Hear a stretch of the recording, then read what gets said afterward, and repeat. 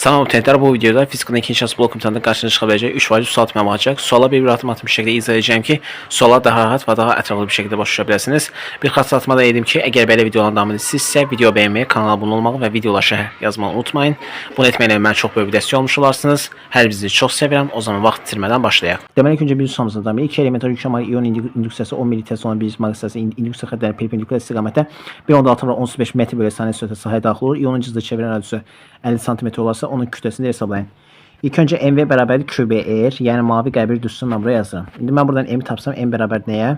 QBR bölünsün V, yəni QBR bölünsün V. Bunu buradan bildik. İndi Q'nun belə bir düzsü var, Q bərabərdir N'yə. Bizə Q bərabərdir N'yə. İndi bizə burada deyir ki, 2 elementar yük. 2 elementar yük dediği üçün mən burada N'in yerinə neçə yazıram? 2. Yəni 2 vurulsun Y. Bunu buradan bildik. Deməli 2 vurulsun, Y. Bunu buradan bildik. İndi mən indi bu düzsün, burada indi qov yerində yazıram. Demək olur belən kimi. 2y vurulsun B vurulsun nə? R bölünsün içə V'yə. O da bərabərdir. Deməli 2 vuraq Y nə qədərdir? 1.16 və 10^-19. Deməli vurulsun B nə qədərdir? 10 ml, yəni 10 vuraq 10^-3. Aha. Deməli vurulsun R nə qədərdir? 50 cm, yəni 0.5 metr. Bölünsün V nə qədərdir? 1.16 və 10^-5. Burada 1.16'a getdi ixtisara. 2 vuraq 0.5. Bu bizə verir nə qədər? 1. Bu da getdi. Qalır burada nə? 10^-9, 10^-3. Bu bizə verir 10^-22. Bu da 10 olur neçə? 10^-21. 10^-21 bölünsün neçə? 10^5. 10^5'ə. İndi bu 10^5'də qalxıb yuxarı olur nə deməli? 10^-21 vuraq 10^5 olur. O da bərabərdir. Bunlar da vurulanda toplanır. Olur neçə? 10^-26. Kütlə soruşduğu üçün olur neçə? Kiloqram. Demək olacaq belə deməli. M bərabərdir. M bərabərdir 10^-26 nə? Kiloqrama. Demək cavabımız olacaq 10^-26 kiloqram. Yəni Y variantı. İndi keçək növbəti sualımıza. Sonraki sualımızda ikinci sualındamaya bir cisim magistrasına perpendikular istiqamətdə daxil olan yüklü zərrəcin kinetik enerjisi azalarsa, onun fırlanma tezi və cızılı çevirən radiusu necə dəyişər? Kinetik enerji düzsü nədir? Y kinetik bərabər nəyə? MV kvadratı bölünsün 2. MV kvadratı bölünsün 2. Burada eyni yükdən söhbət getdiyi üçün Q bərabərdir konstantı, bunu buradan bildik və eyni yükün kütləsi də konstantı, M bərabərdir konstant, bunu da buradan bildik. Deməli onda belə ki M dəyişmir, olduğu kimi qalır, amma deyir ki kinetik enerji azalır. Əgər kinetik enerji azalsa, deməli sürət də azalmış olur. Niyə? Çünki Y kinetik V-dən kvadratik düz asıdır. Sürətə yerləşdiyi üçün ona görə. Deməli kinetik enerji azalsa, sürət də azalır. Bunu buradan bildik. Yəni qısaca sürət nə olur? Azaldı. İndi mavi qəbir düzsün yazıram. MV bərabər nəyə? QBR-ə. QBR-ə. İndi mən buradan V-ni tapmış olsam, V bərabər, yox, V-ni yox. R-i tapmış olsam, deməli R bərabər nə? MV bölünsün QB. MV bölünsün QB-yə. İndi mən biləm ki, eyni magistrası olduğu üçün B konstant olduğu kimi qalır. B bərabərdir konstant. Eyni yük olduğu üçün M və Q bunlar da konstant. Mən biləm ki, R V-dən düz asıdır. Deməli V azalırsa, R də nə olacaq? Azalacaq. Deməli R nə olur? Azalır. Bunu buradan bildik. Deməli R, buraya yazalım, R azalır. İndi tezliyin düzsünü yazaq. Tezliyin düzsü nədir? V bərabərdir 2πr. 2πr. Deməli magistrası olduğu üçün M bərabərdir mü yazıram. Sonra buradan tapıram. Deməli V bərabərdir 2πr mü. O da bərabərdir mü də bərabərdir V bölünsün 2πr. O da bərabərdir. İndi biz buradan V'ni tapmış olsaq, deməli V'miz nəyə bərabərdir? Bu düzsündən V'ni tapmış olsa, yəni V bərabərdir. Belə yaza bilərik. QBR bölünsün nə? M-ə. Buradan da isə V'nin yerinə bunu yazsaq olur neçə? Deməli QBR bölünsün nə? M bölünsün nə? 2πr. İndi burada L x-lara gedir qalır nə? Deməli QB bölünsün 2π'yə. Deməli buradan belə bir dənə ifadə almış olan, deməli mü bərabərdir QB bölünsün 2π'yə. QB bölünsün nə? 2π'yə.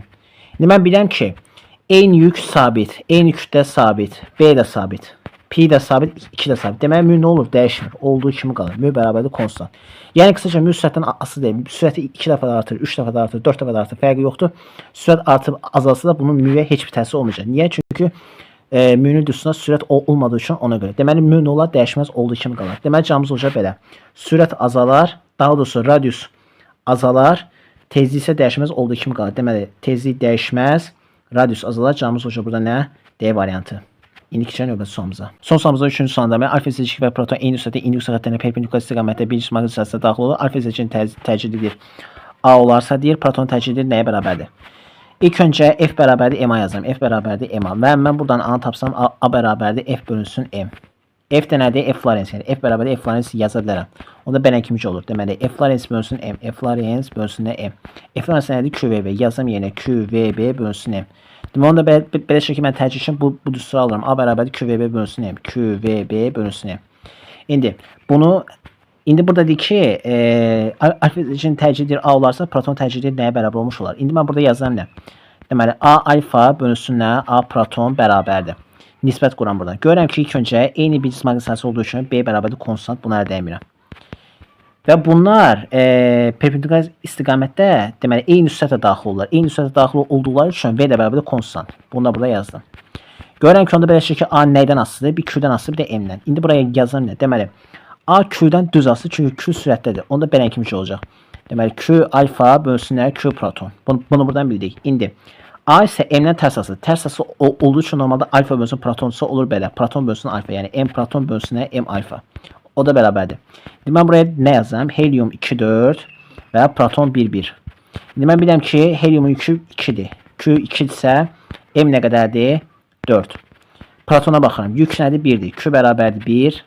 Kütlə nədir? 1-dir. M də bərabərdir 1. İndi yazıram yerinə. Deməli, Q alfa nə qədərdir? 2. Yeni yazıram 2. Deməli, 2 bölünsün. Q proton nə qədərdir? Burada verilib 1. Yeni yazıram 1. Vurulsun. M proton nə qədərdir? Baxıram buradan. Kütləsi nə qədərdir? 1-dir. Yeni yazılan 1. Deməli, bölünsün. M alfa nə qədərdir? 4-dür. Yeni yazılan nə? 4. Onda belə kimcə olur? 2 vurulsun neçə? 4-də 1. 4-də 1. 2 ilə 4-də 1 vuranda, yəni 2 bölünsün 4. 2 ilə 4 ixtisara gedək. Qalır burada 2. Burada da qalır 1. Deməli, burada hesabladı ki, A alfa bölünsün A proton nəyə bərabərdir? 2-də 1-ə bərabərdir. Onda belə kimcə yazılır? A alfa bölünsün A proton bərabərdir 2-də 1. Və buradan A proton bərabər nəyə? 2 A alfaya. Bizə dedi ki, alfa seçeneğini tərcih edir A'dır. Onda belə yazıram. A alfa bərabərdir A-dırsa, onda A proton da bərabərdir 2 alfa, yəni 2 vuraq A alfanın tərcihini, yəni A'ya. 2 vuraq A da bərabərdir neçə edir? 2A'ya bərabər olmuş olacaq. Demək, cavabımız o neçə? 2A, yəni B variantı olmuş olacaq. Belki bu videoda fizikanın ikinci şans blok imtahanında qarşınıza çıxa biləcək 3 vacib sual tutmaqda. Suala bir atım bir şəkildə izah edim ki, suala daha rahat və daha ətraflı bir şəkildə başlaya biləsiniz. Ümid edirəm ki, bu video sizə çox faydalı oldu. Əgər belə videoların davamını istəyirsinizsə, video bəyənməyi, kanala abunə olmağı və videolara şərh yazmağı unutmayın. Hər birinizi çox sevirəm. Növbəti videolarda görüşənədək sağ olun, salamatçılıqla qalın.